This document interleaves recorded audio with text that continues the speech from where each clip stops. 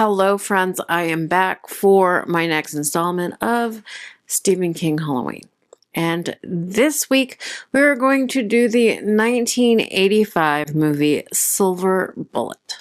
Silver Bullet is Stephen King's werewolf story. It's based on his novella Cycle of the Werewolf. The script was actually written by Stephen King. This is a time where he wrote a script and they did not pass the script over to be rewritten by somebody else. So the events of Silver Bullet take place in 1976, 9 years before this movie was made. It takes place in a small rural town of Tarker's Mill, Maine. And in this town, a series of very brutal killings have taken place.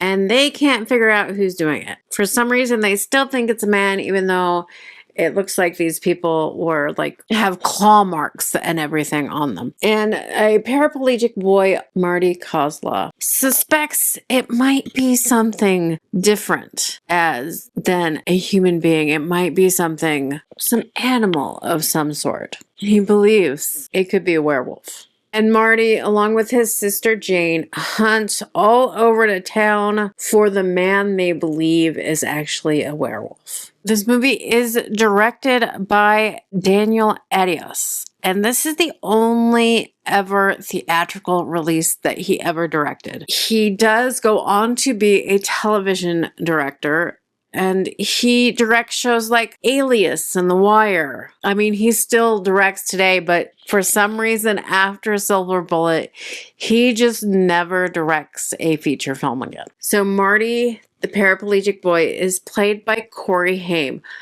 Really, I think maybe the only other film that he has done at this point is Lucas. So this is before he had his big height of fame in the 1980s and early 90s. And then Jane, his sister, is played by Megan Follows, who I think we all know. She's best known for Anne of Green Gables, the best Anne of Green Gables, the one, from the 80s. And yes, they are both Canadians. And then, of course, you have their crazy uncle, Uncle Red, played by Gary Busey. You have Marty's best friend, Brady, played by Joe Wright. And the interesting thing about Joe Wright and Corey Haim is they both died in their late 30s. And this also stars Everett McGill as Reverend Lowe. And you have a bunch of other familiar faces that will pop up in this movie. You have Bill Smitrovich, who plays one of the enraged townfolk that's ready to find this guy who's killing all the people. Terry O'Quinn plays the sheriff in this movie. Kent Broadhurst plays Herb Kincaid, who is Brady's father. Just a lot of character actors that have been in a lot of things that will look familiar to a lot of people are in the movie Silver Bullet. And like the trend that Firestarter started in the year before, this movie is shot in North Carolina. It had an estimated budget of around $7 million. And it makes over $12 million at the box office, which, as I've said before, a trend of 80s Stephen King movies is diminishing returns. It takes until the 90s that Stephen King movies really have their resurgence. But in the 80s, we got a lot of middling Stephen King movies that did better in the video rental market than they did at the box office. Now, when they started filming the movie Silver Bullet, they didn't have a proper werewolf look or suit in mind. And Stephen King had a lot of control over this movie. He, was the screenwriter. He was on set. He wanted the werewolf to not look like your typical werewolf in films. And during that time, you had a lot of werewolf films. And as I'm sure a lot of you are familiar with American Werewolf in London and Rick Baker's makeup for that, it is lauded. And still to this day, the transformation to a werewolf in American Werewolf of London is top notch. The same can't be said for the movie Silver Bullet. Their werewolf in this movie leaves a lot to be desired. It looks more like a bear. And some people took to calling the actual werewolf in this movie the Werebear. It was just not the scariest effect. Of course, this movie does feature Gary Busey before Gary Busey's personality goes off the rails. But if you watch this movie, you still have the Gary Busey effect in it. I mean, he is, at this point, still a critically acclaimed-ish actor, nominated for Academy Award. But this is really where you see a turn in Gary Busey personality. But he was allowed to improvise a lot of his lines in this movie. He had a certain... He related a lot to the character of Uncle Red. Thought he knew who this character should be. And Stephen King, they did have to go to Stephen King because he had a lot of control over the movie and the script since he was the screenwriter. And, you know, it is his story.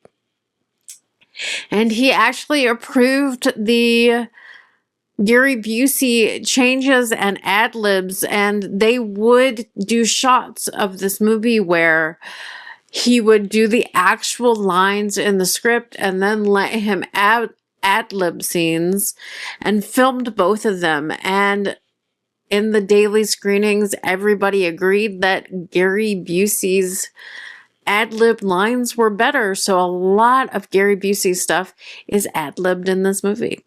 And as you might have guessed with most of these, especially the mid-80s Stephen King movie fare, how did the critics like it? Almost universally, not at all.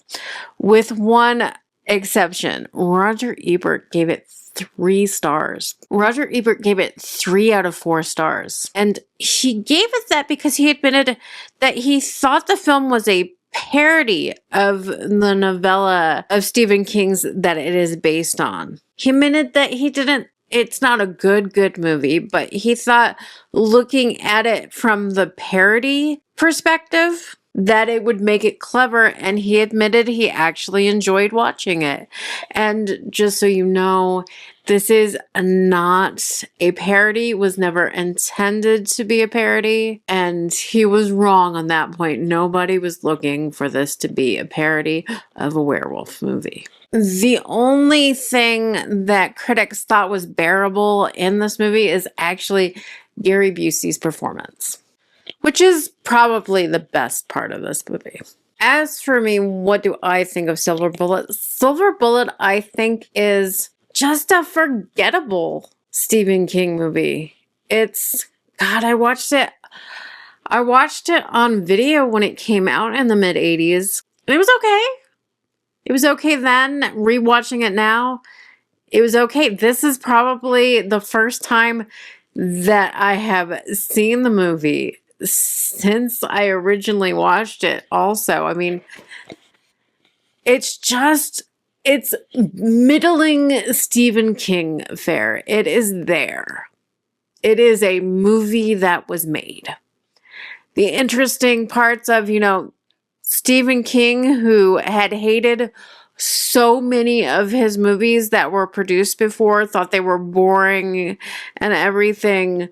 One of the ones that he actually gets his screenplay that he wrote for the work produced, and they don't end up hiring another writer to rewrite it.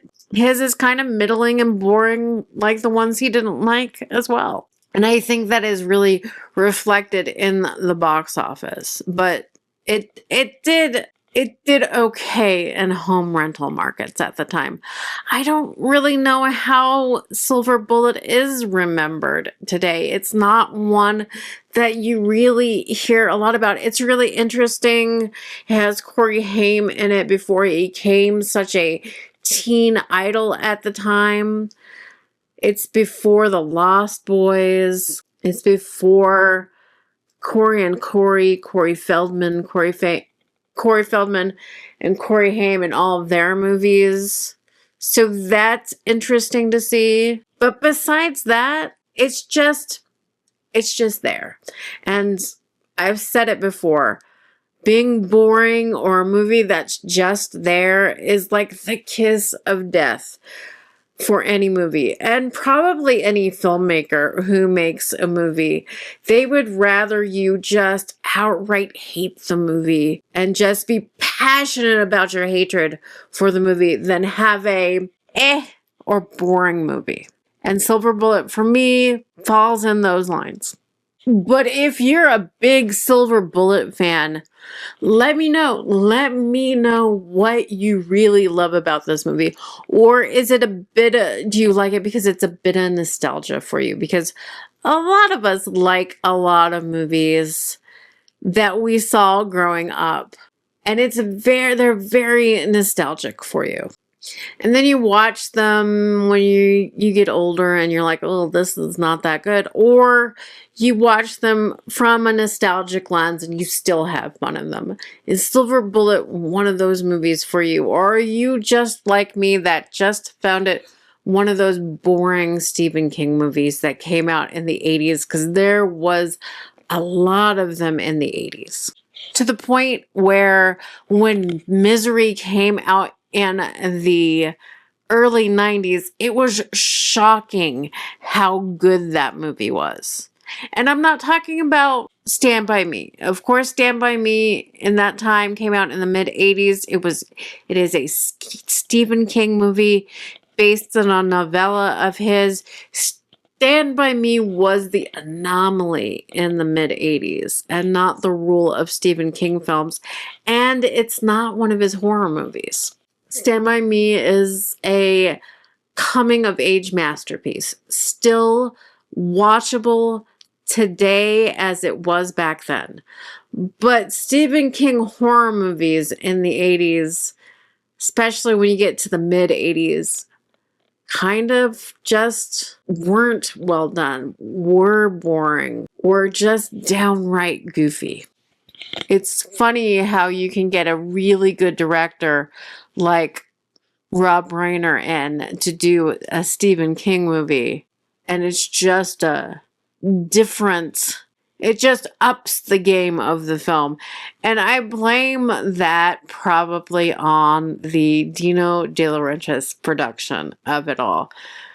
Which Dino De Laurentiis did produce a lot of great movies, but at this point in his career even, and the production company, they were just churning out things, and a lot of things seem to be more produced to capture that home video market than it was to actually make a good movie. But thank you for joining me on this installment of my Stephen King Halloween movies for this year to celebrate spooky season. And if you like movies as much as I do, consider subscribing to the channel and comment. I love when you guys comment. I try to get back to every single comment that I get. And don't forget to hit the like button on the video. It really helps my videos. It tells YouTube that people like them and it pushes the video out more. But all in all, I'm just a fan of movies and I like talking about movies with all of you, no matter how many people watch these videos. I just like talking about movies and this is my little hobby on the internet. But thank you so much for joining me. My name is Stacia and I will see you next time. Bye.